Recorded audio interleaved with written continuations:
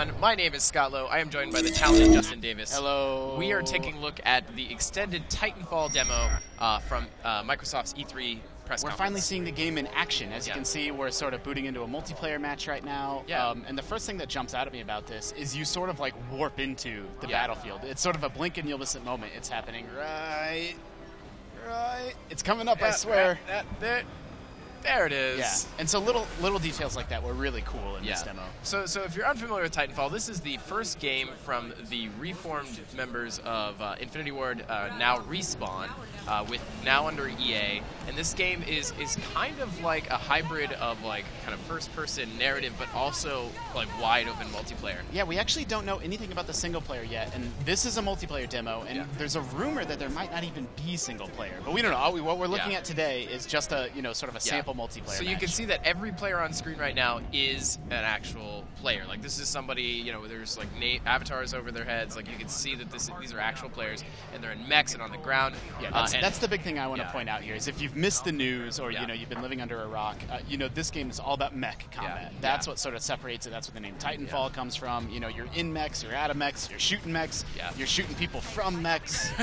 Yeah, but the cool thing is like unlike something like a Mech Warrior where it's like kind of like purely mech combat. Yeah. Like you're jumping in and out of them, and it kind of there's still that first-person element. Like this is like it screams Call of Duty because these guys again created Call of Duty. So. Right, that's the thing. We should point out that the map and the left and the HUD and a lot of these elements are very, very Call of Duty-esque, but with the addition of these mechs that, like you said, are not sort of slow and lumbering. These are nimble, fast mechs. Yeah.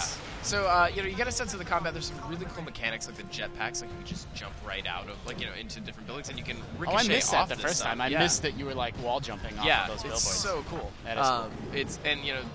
You see here that this mech is just getting torn apart from all sides. And again, like this is clearly leveraging the next gen power. There's no real sense of how many players are involved here.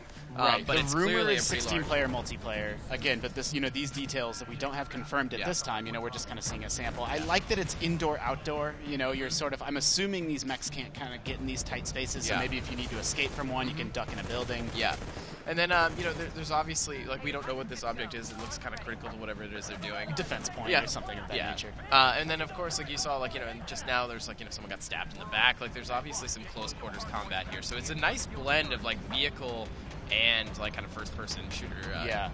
I completely agree. And I think maybe this is sort of stating the obvious, but obviously this is the future, right? So that gives them more leeway, besides just giant mech drops like that. And you have futuristic weaponry as well, so that gives them more leeway there. And if you missed it just there, like, this person called in a mech from the, the ship above, and the narrator said, like, Titanfall incoming. So, like, it's like, that's where the name is derived from. And here's some really cool, like, Bioshock-esque kind of, like, like biotic powers, sort of special, gun in your left hand and special ability in your, or vice versa, gun in your right hand, special ability in your left hand. They're really just trying to master all games at once. Yeah, I mean, this does look really cool. And it's also worth pointing out that this is a Microsoft exclusive. We don't know for sure about PC, but we do know that this is not coming to the PS4.